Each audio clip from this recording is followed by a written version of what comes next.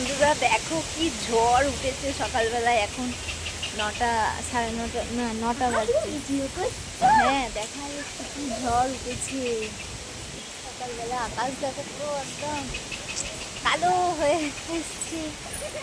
এ মা বৃষ্টি পড়ছে, বৃষ্টি পড়ছে, বৃষ্টিতে ভিজিস না, ইয়ে হয়ে যাবে।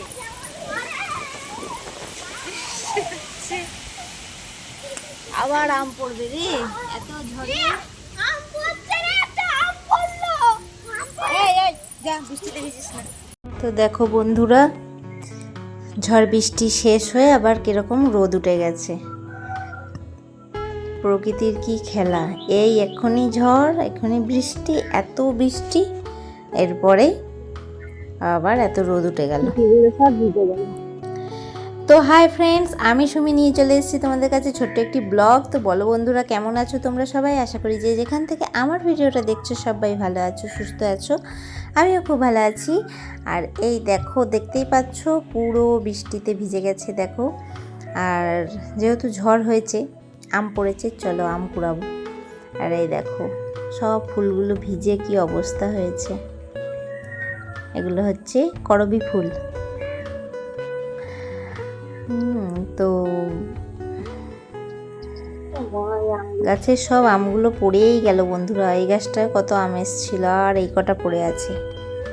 তো চলো, এই দেখো ফার্স্টেই দেখছি আম পড়ে আছে, দেখেছো? এখন এখানে খুঁজলে অনেক আমই পাওয়া যাবে। এর আগেও মানে দু একবার করে ঝড় হচ্ছে, এখন তো প্রায় দিনই ঝড় বৃষ্টি হচ্ছে বন্ধুরা। আর এই আমটা দেখো পড়েছে, মানে এত জোর পড়েছে, অর্ধেক কোথায় পড়েছে তার ঠিক নেই। এখানে অর্ধেক পেলাম, আর অর্ধেক কোথায় পাবো জানি না। তো এখন প্রত্যেক দিনই ঝড় বৃষ্টি হচ্ছে, ঝড় বৃষ্টিতে আর প্রচুর আম পড়েছে জানো না বন্ধুরা, অনেক আম হয়ে গেছে। তো এত আম কি করব, আচার তো করতেই হবে। এ দেখো বেশি বড় সাইজও নয়, আবার খুব ছোটও নয়। এগুলো দিয়ে আচার করা যাবে। এটা হচ্ছে তোমার চিনি দিয়ে এই আচারটা করা যায়। বেশ জেলি জেলি টাইপের হয় খেতে, খুব ভালো লাগে। এই দেখো বন্ধুরা, দেখছো কত আম পড়েছে। এগুলো কিন্তু কুড়াতেও সময় লাগে বন্ধুরা। এগুলো কুড়ানো, আমের আচার করতে গেলে মানে খাটনি আছে, আমের পেছনেও খাটনি আছে।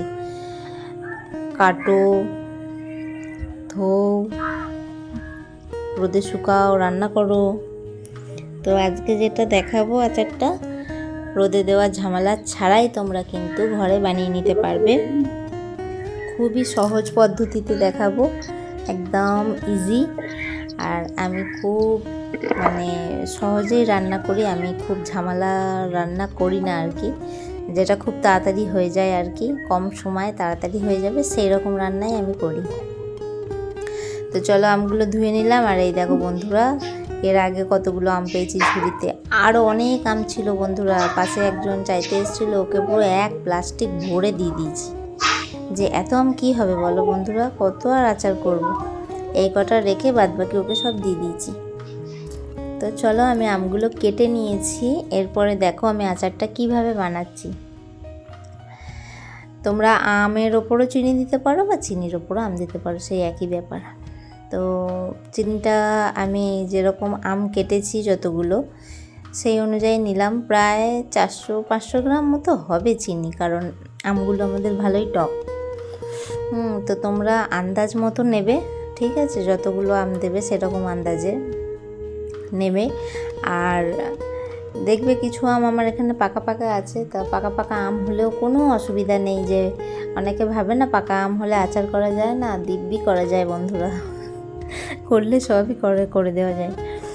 তো আমি এই আমের সাথে চিনিটা মিশিয়ে একটুখানি রেখে দেব, ঠিক আছে? তাহলে কী হবে, চিনিটা গলে যাবে। তো চলো আমগুলো মিশিয়ে নিই। কাঁচা পাকা আম, আগে কাঁচা আম কত খেতাম, এখন আর খেতে পারি না বন্ধুরা, দাঁত কি টকে যায়। আর তখন মানে ভাত খাওয়ার সময় আর ভাত খেতে পারি না, এত দাঁত টকে যায়। মেয়ে খেয়ে নেয়, আমার মেয়ে খেয়ে নেয়, কাঁচা নুন ছাড়াই খেয়ে নেয় বসে বসে। বাবা রে, ওর খাওয়া দেখলে আমার কীরকম এখন গা শিরশির করে। আগে খেতাম খুব। তো চলো, এই দেখো আমি আমগুলো মাখিয়ে নিই, চিনির সাথে ভালো করে মাখিয়ে নেবে। আমি হাতে করেই মাখাচ্ছি, তোমরা খুন্তির সাহায্যে মাখাতে পারো। মাখিয়ে নিয়ে খানিকক্ষণ রেখে দেবে, তাহলে দেখবে চিনিটা বেশ গলে যাবে। বা যদি হাতে কম সময় থাকে তাহলে একবারেও বসিয়ে দিতে পারো, বুঝেছো বন্ধুরা। আর যদি খুব বেশি টক হয় বন্ধুরা, আরও একটা টিপস বলে দিই, এই আমটা না একটু ভাপিয়ে নিতে পারো, ঠিক আছে। আমটা ভাপিয়ে একটু জলটা ফেলে দেবে, দিয়ে চিনি দিয়ে মিশিয়ে মানে ঘেঁটে রেখে দেবে, খুব ভালো হয় খেতে। একটু ভাপিয়ে নিলে টকটাও একটু কম হয়, চিনিটাও একটু কম লাগবে। আর আমি ভাপাইনি কারণ এই যে কিছু আম দেখতেই পাচ্ছ পাকা পাকা হয়ে গেছে, একদম পুরো সব আম কাঁচা থাকলে একটু আমি ভাপিয়ে নিয়েও করি। তো আজকে পাকা পাকা আম কিছু পেয়েছি বলে আর ভাপাইনি। এই দেখো আমি এখানে গ্যাসের ওপর বসিয়ে রেখেছিলাম, কিন্তু এখনও জ্বালাইনি, গ্যাস জ্বালাইনি, ঠিক আছে। এই দেখো বন্ধুরা, চিনিটা গলে গেছে, দেখছো একদম, এই দেখো জল পড়া হয়ে গেছে। তো চলো এরপরে আমি গ্যাসটা চালিয়ে দিই, আস্তে আস্তে হোক। আচারটা হতে কিন্তু সময় লাগে, চিনি হবে, ফুটবে। তো আচারটা হোক, চিনি আর একটু গলুক, দেখবে গলে তখন এই দেখো এক কড়াই হয়ে গেছে। আর খুব সাবধান বন্ধুরা, এই সময় কিন্তু খুব ছিটকায়, গায়েতে চলে আসে, তো খুব সাবধানে করবে। যারা নতুন আছো তারা একটু সাবধানে করবে, যাদের রান্না করতে করতে প্র্যাকটিস আছে তাদের কাছে কোনো ব্যাপার না এটা। তো চলো এই আচারে দেওয়ার জন্য আর একটা মশলা করব, জিরে, শুকনো লঙ্কা।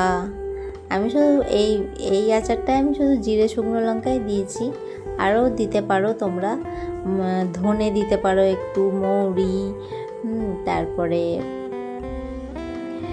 হ্যাঁ জিরে, ধনে, মৌরি, মেথি দিতেও পারো, না দিলেও চলে এটাতে। কিন্তু আর একটা টক ঝাল যেটা করি, গুড় আমটা গুড় দিয়ে সেইটাতে দিই সব রকম মশলা। এইটাতে এত কিছু দিই না বলে আমি বলছি না, আমি খুব মানে সহজ রান্না করি, যেটা খুব কম সময়ে খুব তাড়াতাড়ি হয়ে যায়, খুব কম তেল মশলা, সেই রকম রান্নাই আমি বেশি করি। তো এই দেখো বন্ধুরা, আচার ফুটতে ফুটতে ফুটতে ফুটতে কত মরে গেছে। আর হ্যাঁ, তোমাদের যেটা দেখাতে আমি একটু ভুলে গেছি, একটু কিন্তু নুন দেবে, ঠিক আছে বন্ধুরা, একটু কিন্তু নুন দেবে, তা নাহলে পাঞ্চা পাঞ্চা লাগবে। আর এই দেখো যে মশলাটা করেছিলাম, মশলাটা মিশিয়ে দিলাম, কারণ আমার আচারটা পুরো হয়ে গেছে। হ্যাঁ দেখতেই পাচ্ছ একদম আর জল নেই, পুরো হয়ে গেছে একবারে, কড়াইয়ের গায়ে মানে লেগে যাচ্ছে, উঠে যাচ্ছে আর কি, সুন্দরভাবে হয়ে গেছে আমার আচার। তো বন্ধুরা কেমন লাগলো অবশ্যই কমেন্ট করে জানিও। চ্যানেলের নতুন বন্ধু হলে চ্যানেলটা সাবস্ক্রাইব করে বেল আইকনটা প্রেস করে দিও, যাতে আমি নতুন কোনো ভিডিও ছাড়লে নোটিফিকেশানটা তোমাদের কাছে পৌঁছে যায়। আর সবাই লাইকের সাথে সাথে কিন্তু একটা হাইপ দিয়ে দিও বন্ধুরা, হাইপ দিতে কিন্তু কেউ ভুলো না। আর যদি ভালো লেগে থাকে আমার আচার, তাহলে বন্ধুদের সাথে শেয়ার করে দিও। তো ফাইনালি দেখাই, এই দেখো, দেখেছো বন্ধুরা, এই জিভে জল আসছে না দেখে? আমারও এখন আসছে দেখে, মনে হচ্ছে একটু খাই। তো চলো এটা একটা শিশিতে ভরে রাখি। এই দেখো হাফ শিশি হয়েছে, পুরো 1 শিশি হয়নি। তো এটা রোদে না দিলেও চলে, আমি জাস্ট একবার রোদে দিয়ে ভরে রাখি, আর রোদে দিই না, ওটা থেকে যায়, ছাতাও পড়ে না, ভালোই থাকে। তো বন্ধুরা ভিডিওটা এখানেই শেষ করলাম, সবাই ভালো থেকো, সুস্থ থেকো, টাটা। আর কমেন্ট করে জানিও, টাটা।